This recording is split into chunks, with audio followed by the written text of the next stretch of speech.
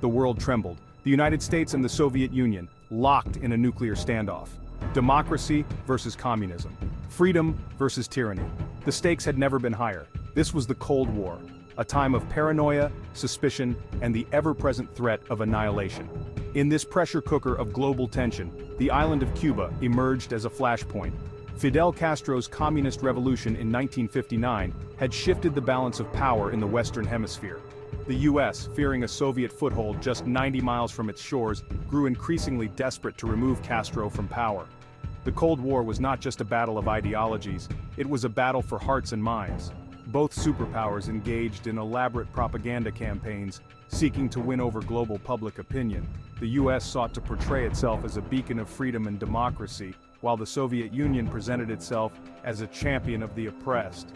It was in this climate of fear and mistrust that a group of high-ranking US military officials concocted a plan as audacious as it was appalling: Operation Northwoods.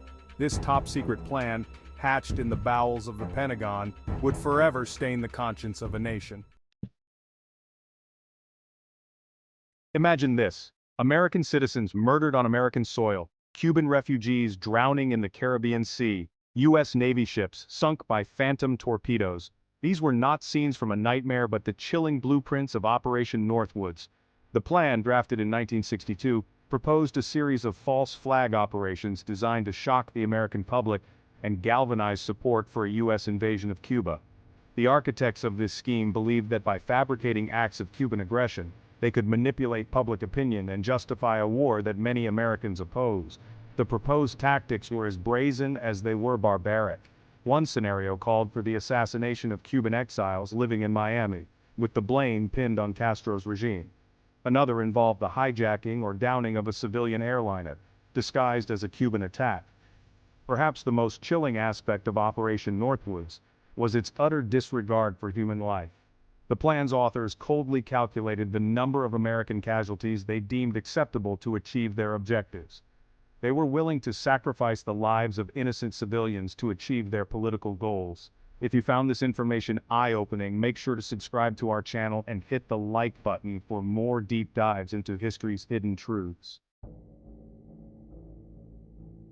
At the heart of this conspiracy stood General Lyman Lemnitzer, chairman of the Joint Chiefs of Staff. A decorated veteran of World War II, Lemnitzer was a staunch anti-communist who viewed Castro's Cuba as an existential threat to the United States. Lemnitzer and his fellow hawks in the Pentagon believed that a preemptive strike against Cuba was necessary to prevent the spread of communism in the Western Hemisphere. They saw Operation Northwoods as a way to overcome what they perceived as President Kennedy's reluctance to take military action against Cuba. The Joint Chiefs, convinced of their own righteousness, presented Operation Northwoods to Secretary of Defense Robert McNamara in March 1962. They argued that these fabricated acts of terrorism would place the United States in the apparent position of suffering defensible grievances from a rash and irresponsible government of Cuba. Lemnitzer and his cohorts underestimated the moral compass of their commander-in-chief. President Kennedy, a man who understood the horrors of war, would not be party to such a morally bankrupt scheme. Section 4. Kennedy's Veto, a Defining Moment.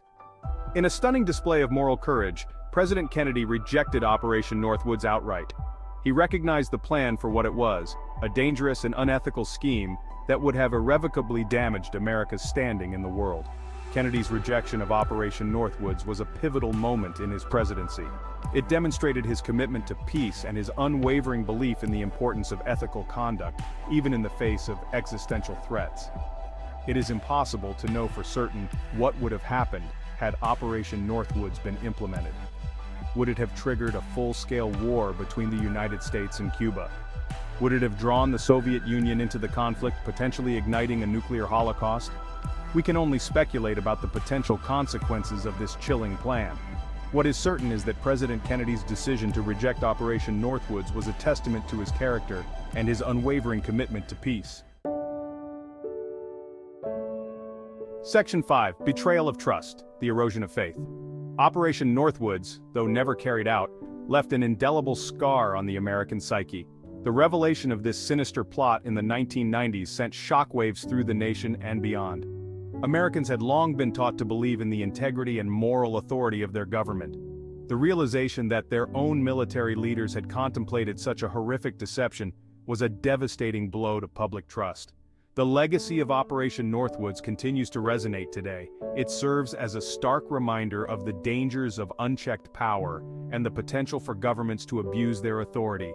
The plan's very existence raises troubling questions about the nature of truth, the role of government, and the delicate balance between national security and individual liberty.